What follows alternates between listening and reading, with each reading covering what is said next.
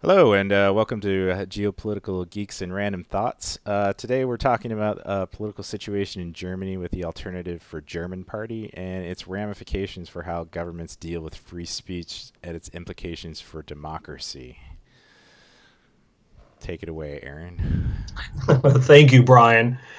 This is actually a very interesting situation because it actually has a lot of, just as Brian said, a lot of implications for any of the liberalized nations, from the United States to even Poland and everything in between geographically. Um, uh, in Germany, of course, they have somewhat of a sordid history when it comes to diversification, going back to World War II. And they have a lot of legacy issues that they're trying to deal with. So, being a nation that wants to be more open and inclusive, they they also have to deal with certain groups within their society that struggle with that. So, as a quick reference, as you can see, our first page had some basic information on Germany. But since the reunification of the East and the West, the nation has really struggled with trying to find its identity.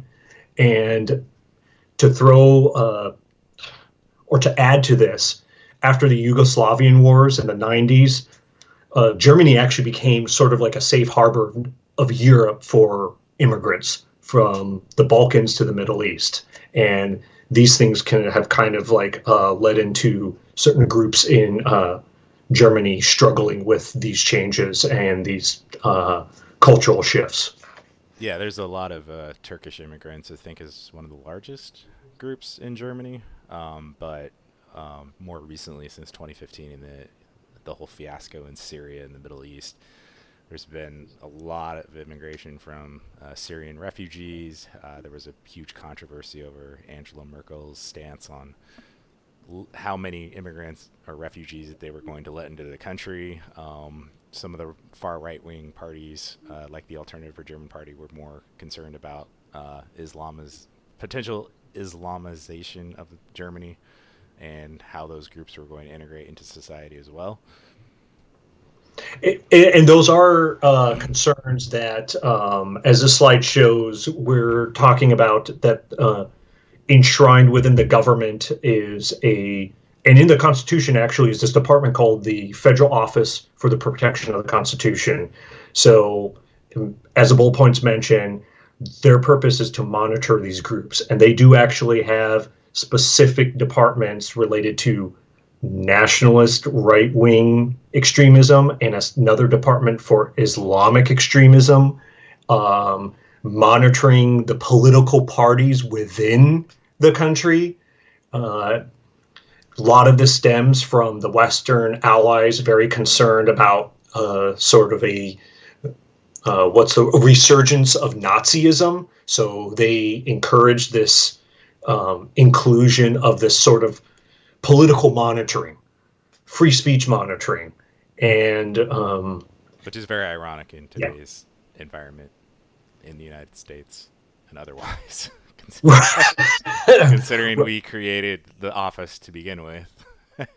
Yeah, it was really, from what I've read, it was even more so the United States pushing this with Western Germany than Britain or France. Oh, So interesting. I did not know that. yeah, but the Federal Office of Protection of the Constitution, it's very interesting too because it's actually a political appointee who runs it, Oh, and we'll talk about that when it relates to the Alternative of Germany party, which has now been publicly declared as being monitored by the federal government. Because one of their concerns is, hey, our political opponents, in their words, are the ones who appointed the current director of this office. So they view what is taking place within the federal office as really a political attack. But there's a lot more.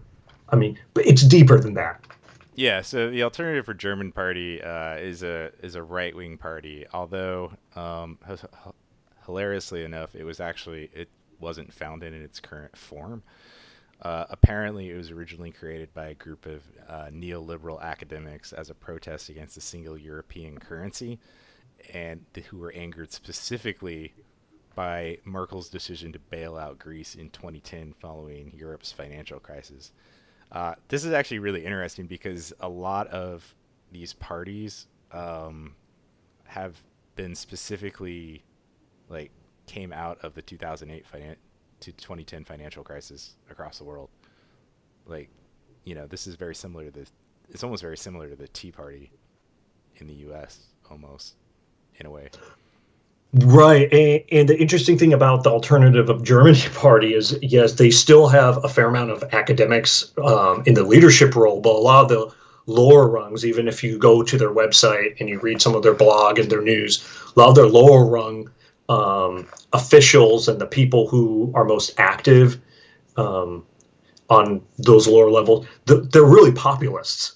So they are, like Brian says, that they actually they're identified as being right wing. They express conservative views that includes being anti-eurozone. They are clear that they're anti-communists. One of the other charges that's leveled, and they are honest about that, is that they actually believe in limited homosexual status. They are admittedly climate change skeptics. Um, to make that, Interesting. this may be a dangerous reference, but they're in some ways very similar to the Republican Party in the United States.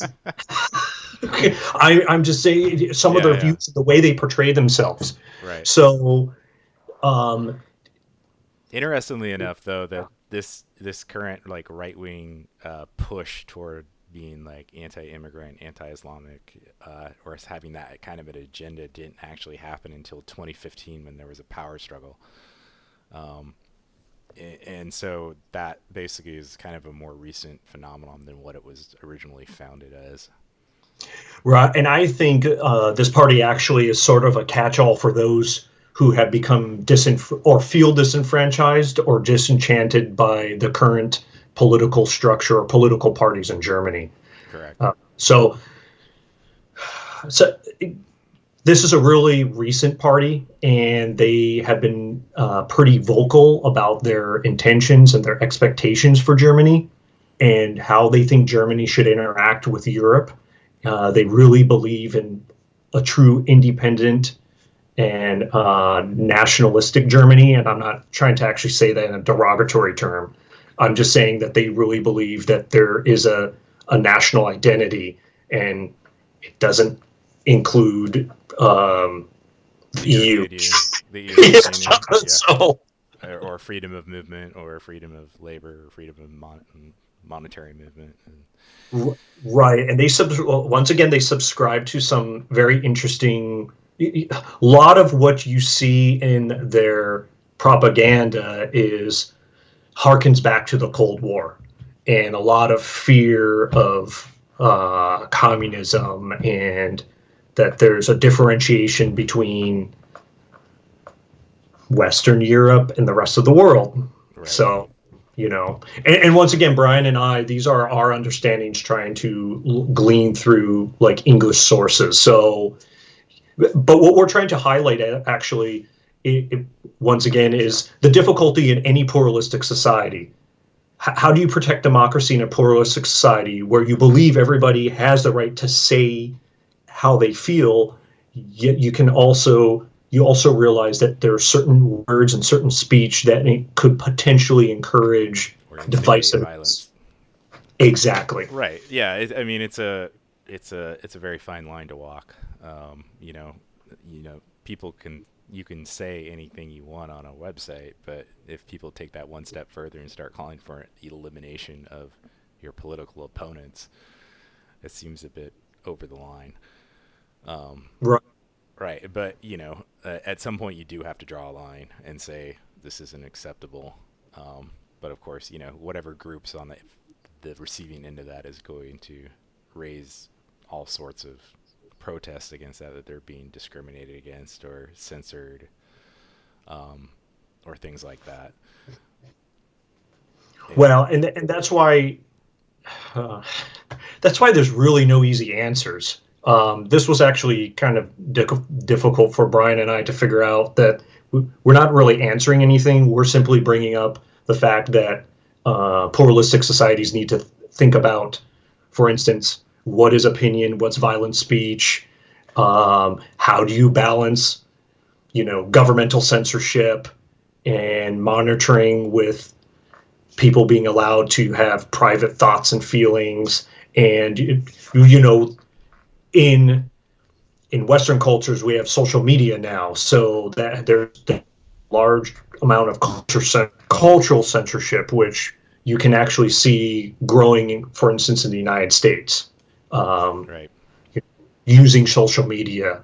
So, And also, I mean, the social media impact is, putting it on steroids, especially considering, I'd say half, like a large segment of Western culture these days is not tied to any, traditional ideas of right, wrong, morality. And so everybody's trying to refigure this out almost like it's a brand new society that's forming. right, things are far more fluid. Right. And a lot of this has to do with the speed at which information can be moved about. Exactly. Uh, Yeah. and one of the difficulties too is that whether in Germany or the United States or anywhere else where you can access so much information, I think one thing that needs to really come out and really needs to be encouraged in our society, free societies, is that we need to spend a little more time trying to weigh everything, because there's so much assault of information. It can be very confusing to sift through, and it becomes very easy to Yeah. I you know mean, develop your own fake news for your own self. I mean, even in the 1700s, if you read histories, there was people still jumped on what would almost be called Yeah, mob rule. yeah, It's like yeah. let's run those people out of town, I mean, and look that at the happened French all the Revolution. time. Yeah, French Revolution, or like the anti-Mason party in the United States. Everybody was frustrated because there was like an economic, recession, and like it must be the Masons. you know, Right. let's make a party about it. Right. You Yeah. know. Exactly. Yeah. I mean, everybody's gonna look for someone to blame for their ills, so to speak. Yes, yeah, which is unfortunately human nature. So, Right. And sometimes it's accurate, and other times it's right, not. Um, but there are like parties that do use certain groups as their scapegoat, for all the right. economic ills of a nation, and the truth is usually not that clear cut. You can always find an example of, where this one member of this one group caused Hmm. an issue, but that's not 99 point that's not 90% of like everyone in that group. It's one Right. person. And that becomes even more difficult. So a good example is one of the articles I read referenced one particular official in the Alternative for Germany party, and he said, his quote is like, "Yeah, I can understand that sounds very. I mean, one way to say is it sounds very fascist and nationalist, but that was one guy out of a much larger group of people."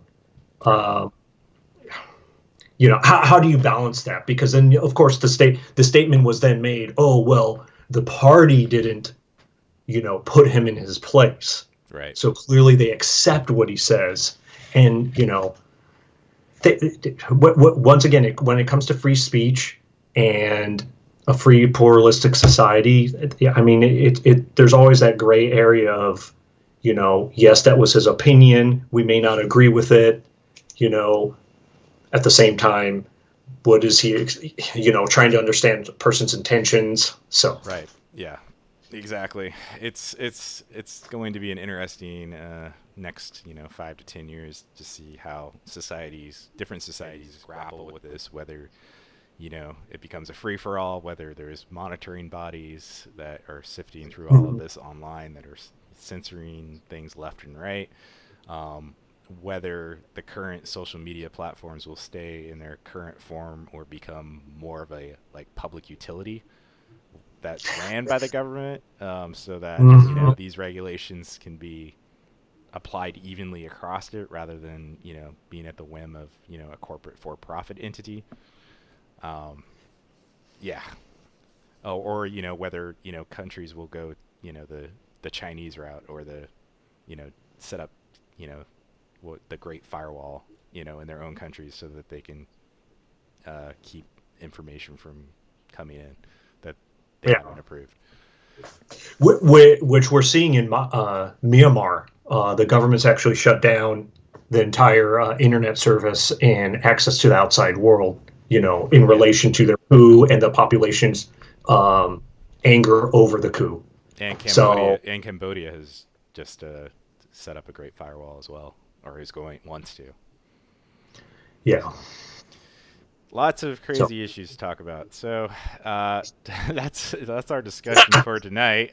um, Next week, or when we get the time to do this, since the last time we did this was what, 3 weeks ago, 4 weeks ago. yeah. Yeah. So when we get around this, we're going to talk about the current situation in Iran and how the sanctions have been impacting them, their governmental structure, and any other events that may happen in the next week. Thanks for joining us. If Awesome. if you have any opinions, feel free to leave them in the comments. Thank you. Thank you.